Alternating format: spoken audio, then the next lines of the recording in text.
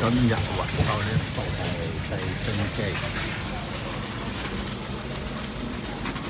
咁出嚟嘅冰就唔正常，出到嚟之後有一塊冇一塊，好似磚頭咁樣，所以呢啲冰我哋一般都係屬於唔正常嘅冰，因為呢啲大呢啲細。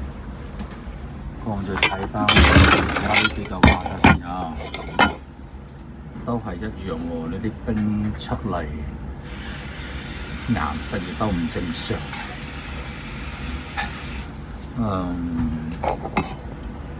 一塊好一塊薄，一塊大一塊細。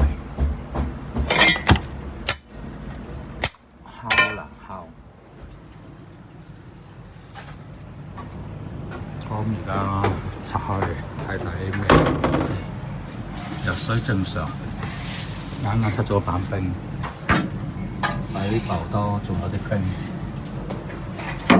咁呢種情況，我哋一般都係諗緊，應該係裏邊後邊個板嗰個建築方面嘅問題。咁我哋轉頭再拆開睇睇先，維修製冰機。